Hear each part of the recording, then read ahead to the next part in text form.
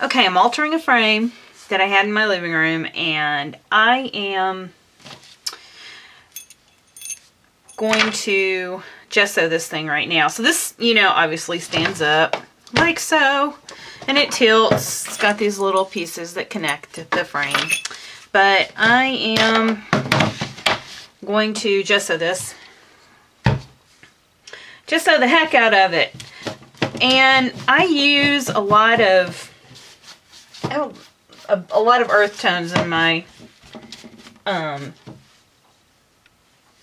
living room, so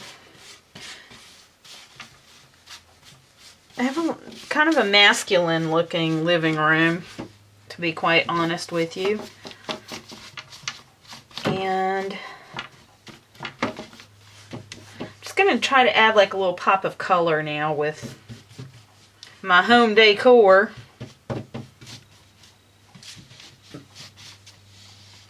I'm not going to stray too far from it, but I don't really want a lot of this to be too frou-frou, girly looking.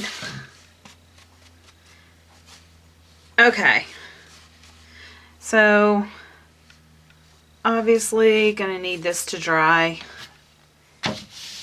and I'm gonna finish this up and I'll be back.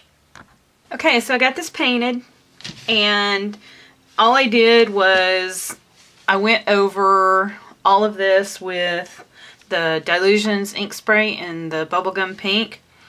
Very vibrant pink, so I really had to tone that down. And I'm just showing like all, because I hit all the sides with the different sprays that I used. I didn't use any paint on this, it was just all sprays. So after I got that Dylusion spray down, then I toned it down with the Glimmer Mist Tattered Angels in, I'm trying to find the color, in Cork. So then I toned it down with that, and then to add a little bit of sparkle, I used the Lindy Stamp Gang Cocklebells Coral.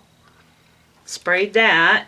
And I dried in between each spraying. I dried. This was a long project to get all this done, because I had to do sides and everything, this thing, and so, and as well as the keys, the little screws, screw keys, whatever they're called, to lock this in place. But and then I decided, because I basically used this Fairy Rhymes paper that I'm going to be using in my frame, I used that as kind of my palette, and I made a mistake and have some overspray of that crappy pink color that I really didn't want to have showing. But anyway, I'll cover that up with some flowers or something when I get this put in. But yeah, this was kind of what I use as my color palette. So I also wanted to have some greens in here, because there's like, some of this green in there. And so, as you can see, I kind of went in right here. You can see some of the green that I sprayed, and that was a Lindy's as well. Cement green is the color that I used. So I like how that turned out. And so now I am going to get a clear coat put over this, and as soon as that dries, then I'm going to start just embellishing it, and I will come back when it's done. Okay, so I decided to take my camcorder off the tripod so that I could get an overall shot of my altered frame / layout inside a frame, and show you the whole thing, and then I'll get a close-up on it. Please excuse my dirty ass desk, because it is disgustingly filthy. But like I said, I didn't want to make this too frou-frou. It is going in my living room, so I, really wanted to keep it minimal. And so I just did a little bit of embellishing in the corner, and I did a mirror image of that embellishing on the other corner. So, and then the layout, This is a picture of me with my grandparents who have both passed away. So that's really kind of the highlight of this frame. So it's me with them at their 50th wedding anniversary. And yeah, this is a really old picture. Look at that 80s hair. Woo! I wore 80s hair into the 2000s. Okay, anyway, I didn't discover the flat iron until probably, I don't know, 8 years ago or something. But anyway, enough about me. So anyway, this is my layout. I really, I'm not a scrapbooker, but you know, I love to buy papers, and I decided that I wanted to use up some of the papers I bought, so that's why I use this Fairy Rhymes paper from Prima. And it fit in the frame really well. I did a little bit, you know, of tearing here around the edges, and I also did the little cutout in the middle, and layered another piece of the paper from the paper line behind it. Did a lot of distressing with my Zutter, and distress the edges with Vintage Photo. This is just a frame that I don't even know where I got it, but I used that to frame the picture.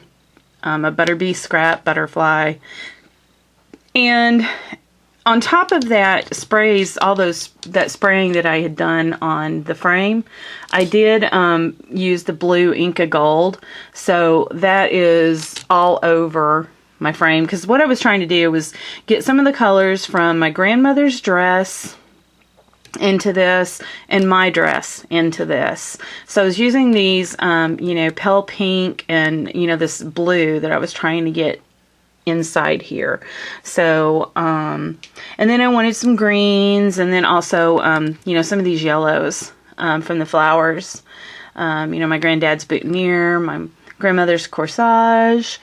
And so that's why I did some yellows in here as well. So if you can see up here, you know, I've got just some Prima and I Am Roses flowers all throughout this thing. This is some leaves, those leaves that I really like to use from Gisela's store, Lavish Laces. The Candy Gems from Beverly's store, the Piece by Piece.